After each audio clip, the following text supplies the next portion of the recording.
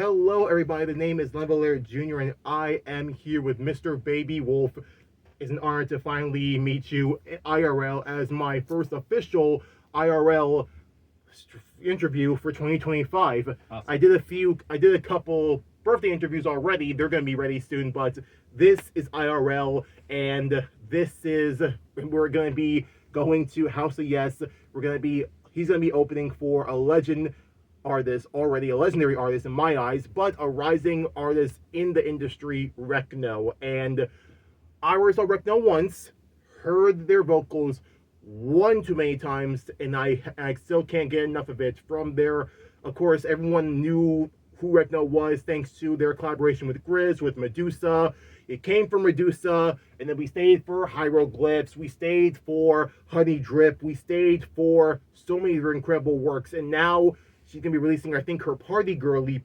She'll be performing some of that tonight here. But I have to ask, Baby Wolf, how does it feel to open for someone as legendary as Wreckno? It's pretty mind-boggling in a lot of ways. I definitely woke up pretty nervous this morning, and I've been pretty anxious about it leading up.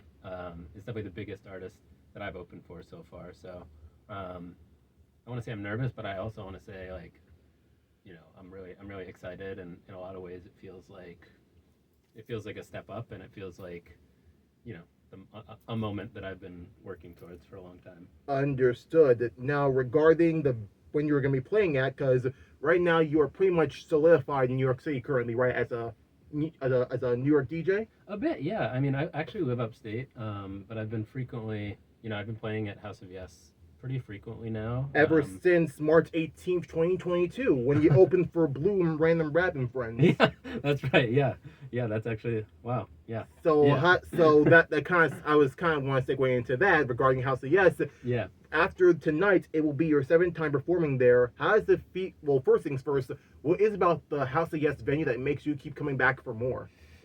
There's so much to it. I mean, there's just an electricity there, and the community there is so special.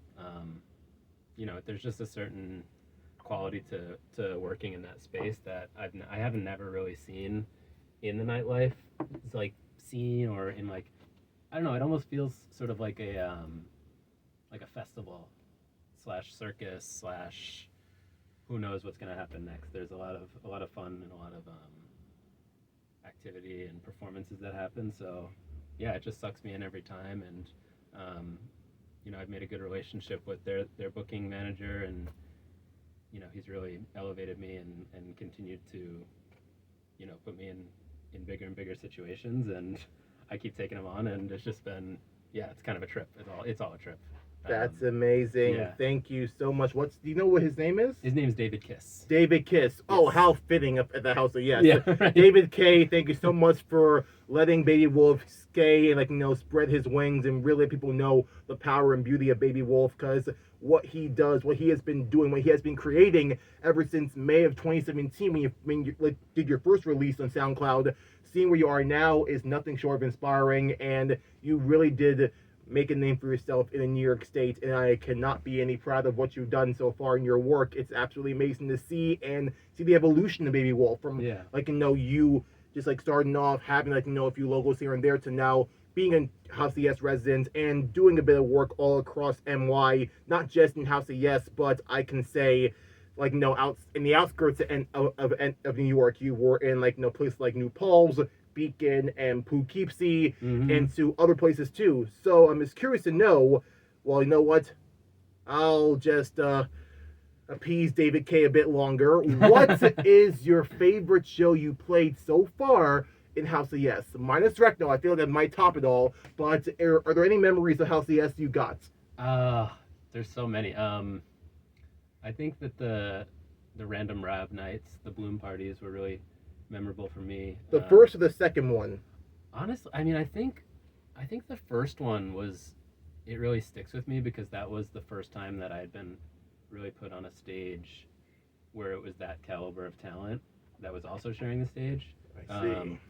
And so that felt to me like that's just one of those gigs that I'll never forget, and it just felt like yeah, it was just like a real stepping stone and a real moment where I was like, whoa, I'm like, I could really, I can really progress in this, you know, and it was like a first step into a bigger situation where, yeah, it felt more possible, I guess.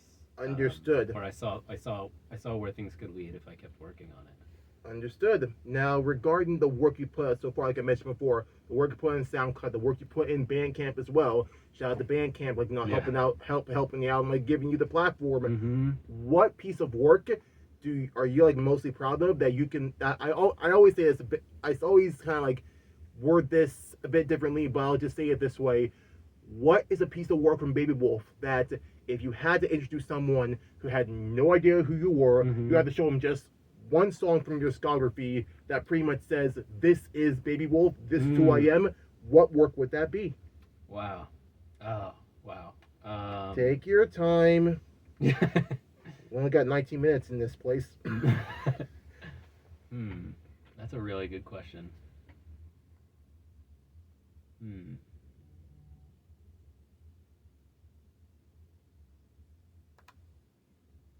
Honestly, there's a song that's not even it's definitely not my most popular song. It's called Internalize. Internalize from, is that a single or is that from like one of your EPs or? That's a single. Mm-hmm. That was just a one-off single that I had been working on for just like on and off for a few years. And I don't know, there's just something about it that when I listen back to it, it really just like speaks to me in a different way than some of the other stuff that I mean, all of my other stuff, it's like, you know, as an artist, like all of your pieces are like your kids in a different way. But for some reason, when I go back to that one, it just feels like it kind of cuts through me, and it just feels like my voice, I guess, if that makes sense. Understood. So would that be something that we might be hearing in your set? Yeah, yeah. I think I'll try to find a spot for it tonight.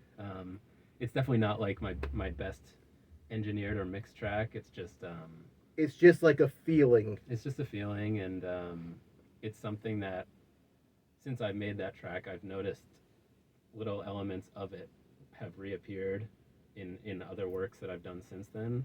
And so for me, I feel like maybe why it was so special is because it was like maybe one of the first tracks where I started to sort of feel a voice emerging.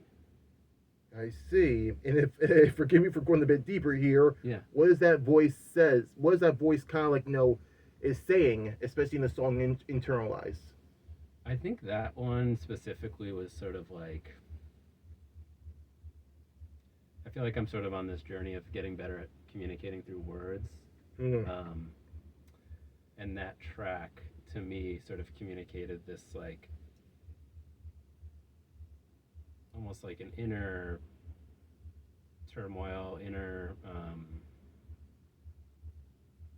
this inner conflict that I wasn't necessarily able to communicate through words. And I think,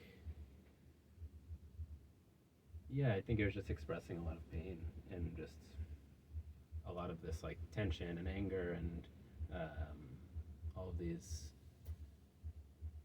different sensations and feelings that I'd been holding on to for a long time.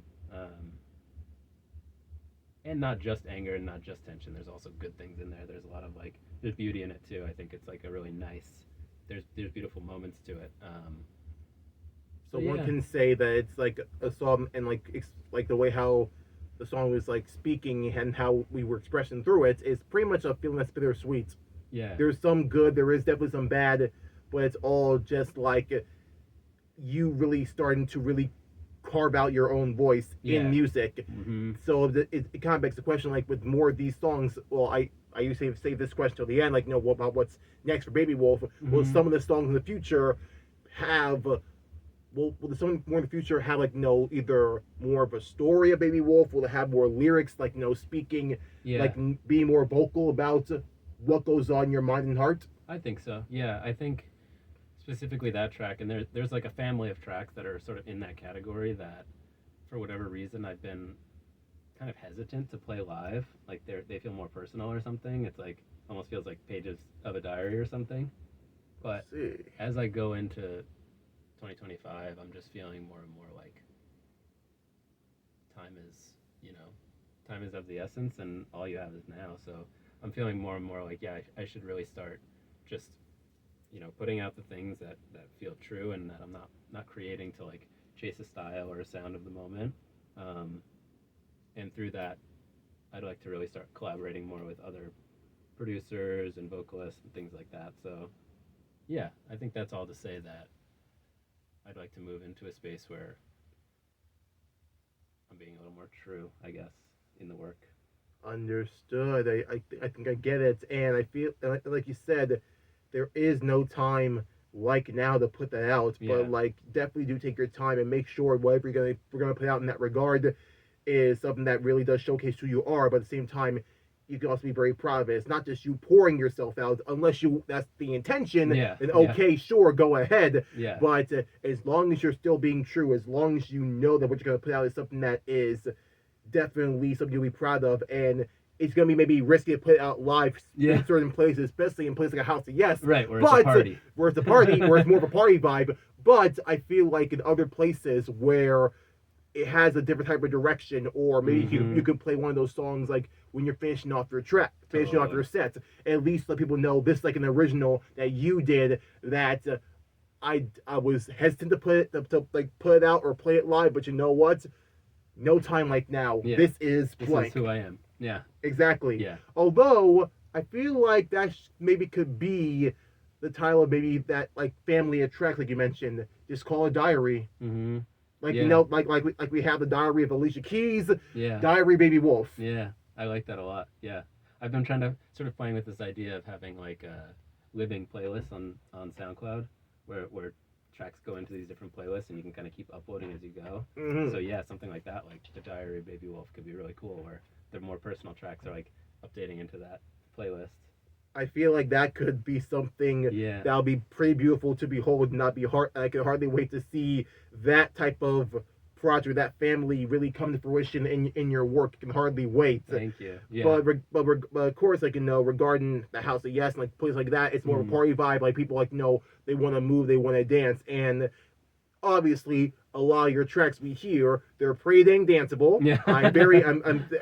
Luckily we're good in that regard. What got you into entering into that type of vibe in your music? Because know what? Let me be straightforward. Mm-hmm. What type of artists inspired the sound that we hear from Baby Wolf? Oh man, so many. I mean, I think throughout the years I've just been like sort of a sponge for different styles, but right off the bat it was like artists like Scream, Rusko.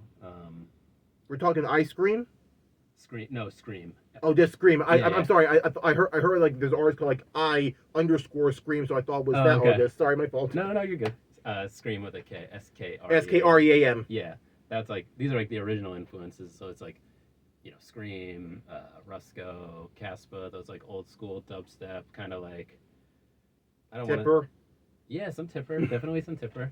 I try to pull from like all over the place. So I'm listening to like different world music. I'm listening to a lot of reggae and dub, so just like kind of collecting sounds from just all over the place, just to infuse like different colors and ranges into the sound. But yeah, tons of different artists. Like I love the whole. I don't know if you're familiar with Selection, but that Selection, yeah. So that's like been a big influence for me. That's like run by this guy Joe K. And he's just been such an influence, I think, in so many ways.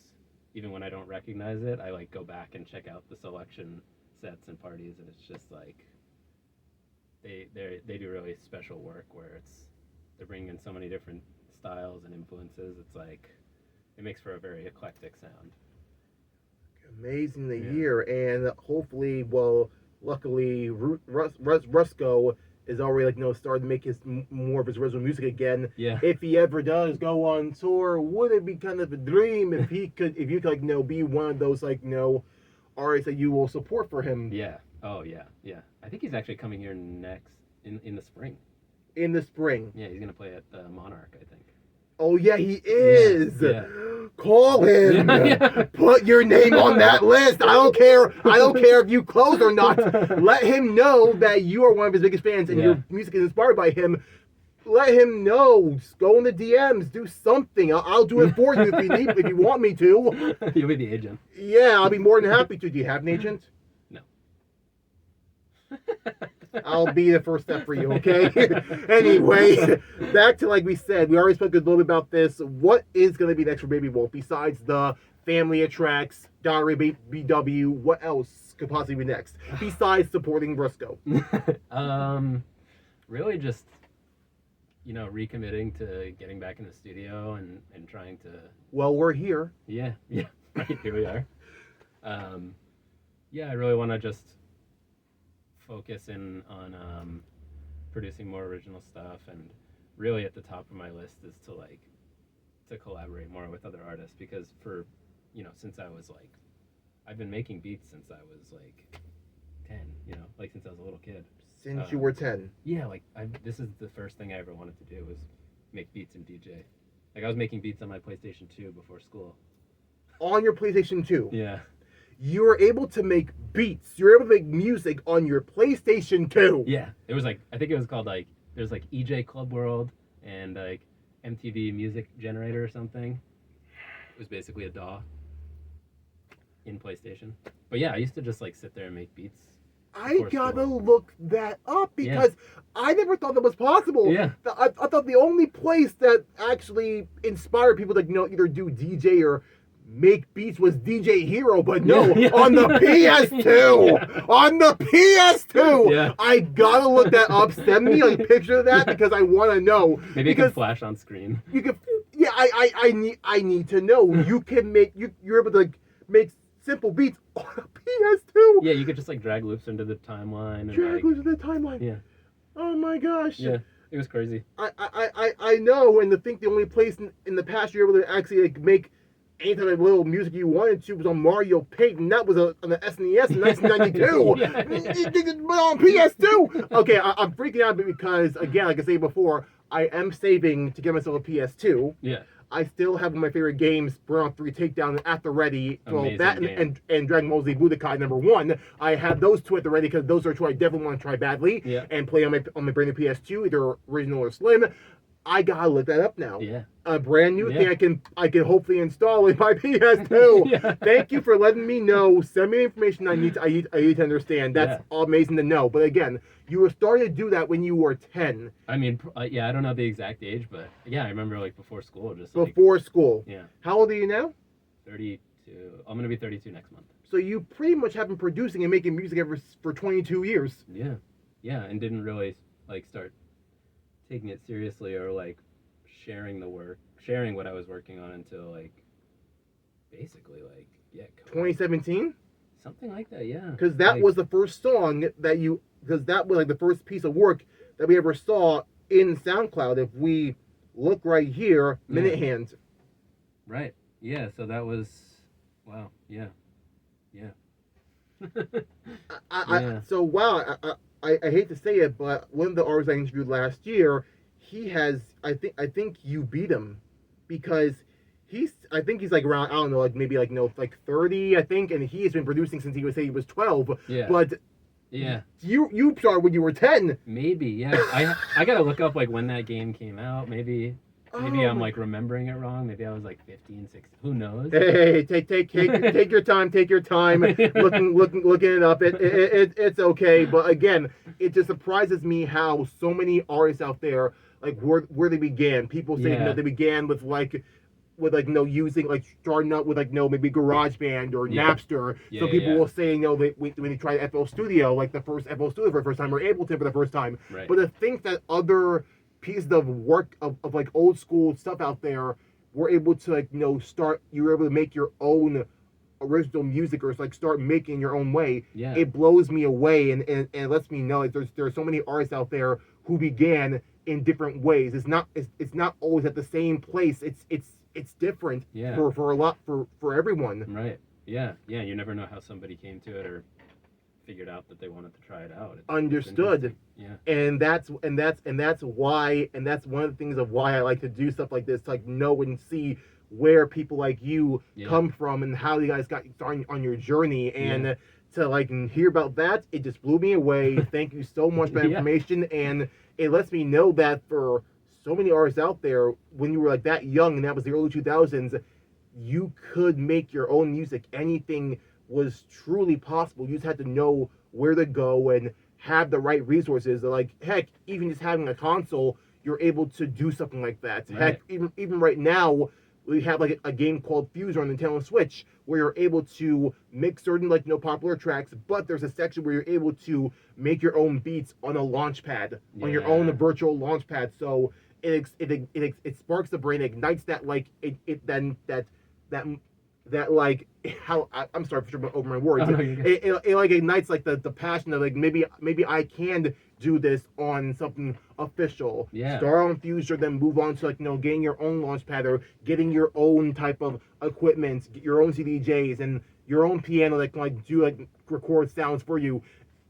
The possibilities are really endless. Totally. Yeah, and it's just amazing how many tools there are. Like, I saw something the other day, like Steve Lacy, he's been producing on his phone or something. He like makes beats on his phone. Well, yeah, obviously, I'm sorry to act like well, duh. You can produce on your phone. That's a possibility now. That's been existing for a long time. I've seen apps. I've seen so many stuff where like you're able to use you're able to download launchpad apps and see what sounds each one of those make. Yeah. And you can record those sounds, infuse them like on your laptop, and like make a song building off of that. Yeah. It's that easy, it's that simple. Like I said, the possibilities nowadays, especially in 2025, are endless. Yeah, right. And there's no like right or wrong way to do it. You just have to find what works for you and then do it. Yeah. Thank you, Baby Wolf, for that. I really do appreciate that. And thanks so much for like laying us into your insight about the history of Baby Wolf. And again, I am just so proud of the work you've done so far. Thank you. I already know when you get on that stage again for the 7th time of House of Yes, 10-year-old, 12-year-old self is going to be thinking, is this real life? Yeah. Yes. Yes, it is. This is no dream. This is real.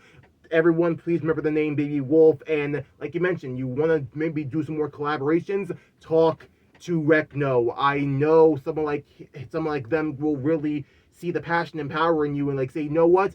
Maybe I can let him in on my next EP type of thing. They've worked with a lot of smaller artists, and I've seen them build, seen them grow. Is something that has been incredible. People think that like he got his big break because of Grizz, but no, he's been helping other artists out there and helping them grow, like 7UDO, Super Future, and Jordan Moody and Uju. Some of these artists that he's collaborated with, Ruvlo. It's amazing to see how many collaborations they had, how much like they contributed to the EDM industry so far, and to see where they're at right now.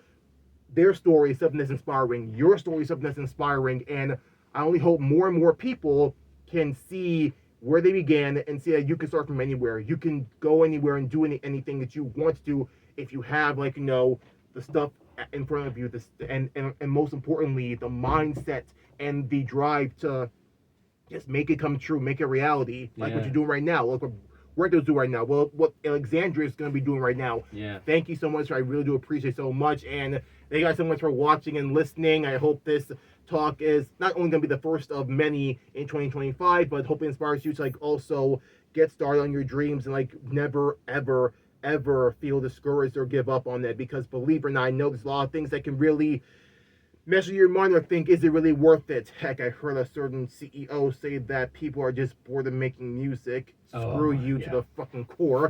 I just cursed in real life. I'm gonna edit that out. But seriously, screw you, man. Just do not mess with us. Do not try and put that whole AI garbage in us thinking we don't like to make music. No. You cannot mess with music from the soul, from the human soul, and that's what truly matters. So again, thank you so much for watching and listening. This is Lemblary Jr., Baby Wolf, signing out. Love you guys so much. Peace. Thank you.